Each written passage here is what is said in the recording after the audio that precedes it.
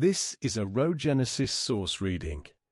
Public domain ancient and sacred texts read chapter by chapter as source material for later motif mapping and interpretation.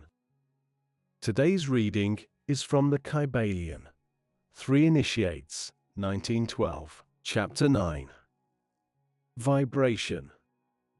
Nothing rests, everything moves, everything vibrates. The Kybalion.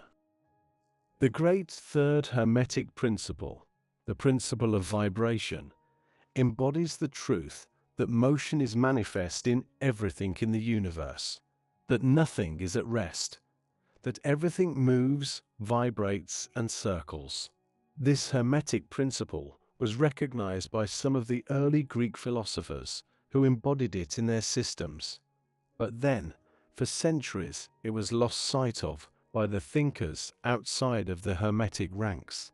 But in the 19th century, physical science rediscovered the truth, and the 20th century scientific discoveries have added additional proof of the correctness and truth of this centuries-old Hermetic doctrine. The Hermetic teachings are that not only is everything in constant movement and vibration, but that the differences between the various manifestations of the universal power are due entirely to the varying rate and mode of vibrations. Not only this, but that even Diol in itself manifests a constant vibration of such an infinite degree of intensity and rapid motion that it may be practically considered as at rest, the teachers directing the attention of the students to the fact that even on the physical plane, a rapidly moving object, such as a revolving wheel, seems to be at rest. The teachings are to the effect that spirit is at one end of the pole of vibration, the other pole being certain extremely gross forms of matter. Between these two poles are millions upon millions of different rates and modes of vibration. Modern science has proven that all that we call matter and energy are but modes of vibratory motion, and some of the more advanced scientists are rapidly moving toward the positions of the occultists, who hold that the phenomena of mind are likewise modes of vibration or motion. Let us see what science has to say regarding the question of vibrations in matter and energy. In the first place, science teaches that all matter manifests, in some degree, the vibrations arising from temperature or heat. Be an object cold or hot, both being but degrees of the same things, it manifests certain heat vibrations, and in that sense is in motion and vibration. Then all particles of matter are in circular movement, from corpuscle to suns. The planets revolve around suns, and many of them turn on their axes.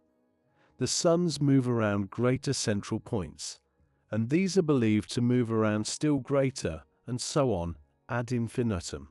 The molecules of which the particular kinds of matter are composed are in a state of constant vibration and movement around each other and against each other.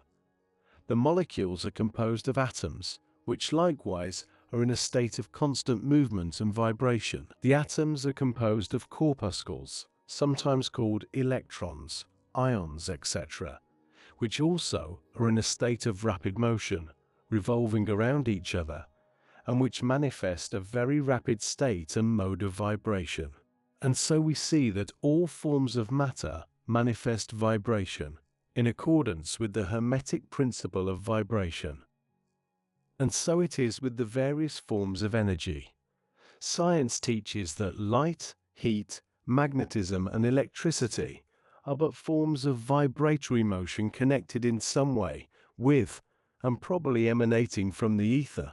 Science does not as yet attempt to explain the nature of the phenomena known as cohesion, which is the principle of molecular attraction, nor chemical affinity, which is the principle of atomic attraction, nor gravitation, the greatest mystery of the three, which is the principle of attraction by which every particle or mass of matter is bound to every other particle or mass. These three forms of energy are not as yet understood by science, yet the writers incline to the opinion that these too are manifestations of some form of vibratory energy, a fact which the Hermetists have held and taught for ages past.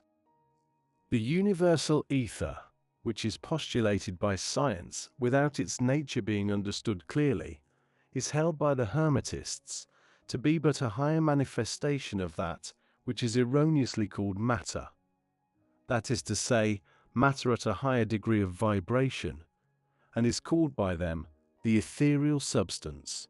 The Hermetists teach that this ethereal substance is of extreme tenuity and elasticity, and pervades universal space, serving as a medium of transmission of waves of vibratory energy, such as heat, light, electricity, magnetism, etc. The teachings are that the ethereal substance is a connecting link between the forms of vibratory energy known as matter on the one hand, and energy or force on the other, and also that it manifests a degree of vibration in rate and mode entirely its own. Scientists have offered the illustration of a rapidly moving wheel, top, or cylinder to show the effects of increasing rates of vibration. The illustration supposes a wheel, top, or revolving cylinder running at a low rate of speed. We will call this revolving thing the object in following out the illustration. Let us suppose the object moving slowly. It may be seen readily, but no sound of its movement reaches the ear. The speed is gradually increased. In a few moments, its movement becomes so rapid that a deep growl or low note may be heard. Then, as the rate is increased, the note rises 1 in the musical scale. Then, the motion being still further increased, the next highest note is distinguished. Then, one after another, all the notes of the musical scale appear, rising higher and higher as the motion is increased. Finally, when the motions have reached a certain rate, the final note perceptible to human ears is reached, and the shrill, piercing shriek dies away, and silence follows.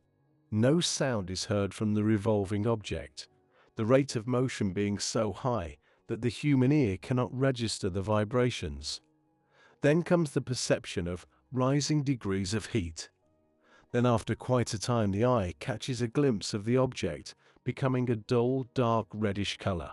As the rate increases, the red becomes brighter. Then, as the speed is increased, the red melts into an orange. Then the orange melts into a yellow. Then follow successively the shades of green, blue, indigo, and finally violet as the rate of speed increases. Then the violet shades away and all color disappears, the human eye not being able to register them. But there are invisible rays emanating from the revolving object, the rays that are used in photographing, and other subtle rays of light. Then begin to manifest the peculiar rays known as the X-rays, etc., as the constitution of the object changes. Electricity and magnetism are emitted when the appropriate rate of vibration is attained. When the object reaches a certain rate of vibration, its molecules disintegrate and resolve themselves into the original elements or atoms. Then the atoms, following the principle of vibration, are separated into the countless corpuscles of which they are composed. And finally, even the corpuscles disappear, and the object may be said to be composed of the ethereal substance. Science does not dare to follow the illustration further, but the Hermetists teach that if the vibrations be continually increased, the object would mount up the successive states of manifestation, and would in turn manifest the various mental stages, and then on spirit wood, until it would finally re-enter All, which is absolute spirit. The object, however, would have ceased to be an object long before the stage of ethereal substance was reached, but otherwise the illustration is correct, inasmuch as it shows the effect of constantly increased rates and modes of vibration. It must be remembered, in the above illustration, that at the stages at which the object throws off vibrations of light, heat, etc., it is not actually resolved into those forms of energy which are much higher in the scale, but simply that it reaches a degree of vibration in which those forms of energy are liberated, in a degree, from the confining influences of its molecules, atoms and corpuscles, as the case may be.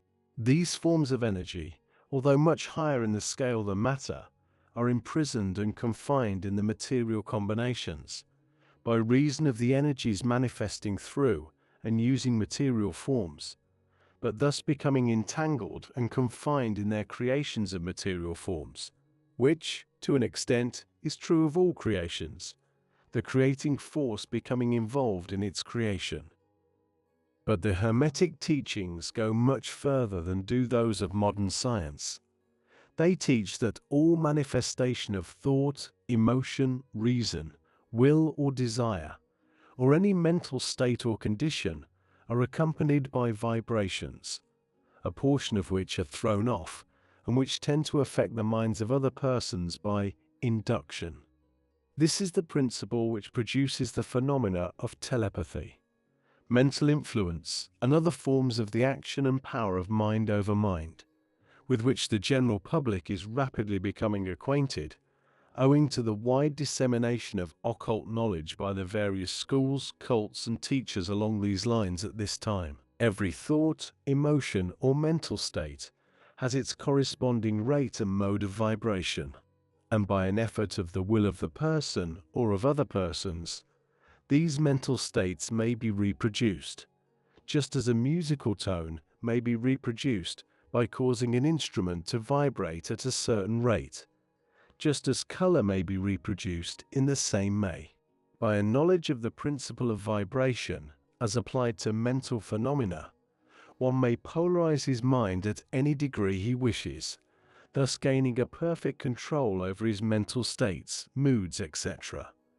In the same way, he may affect the minds of others, producing the desired mental states in them. In short, he may be able to produce on the mental plane that which science produces on the physical plane, namely, vibrations at will. This power, of course, may be acquired only by the proper instruction, exercises, practice, etc.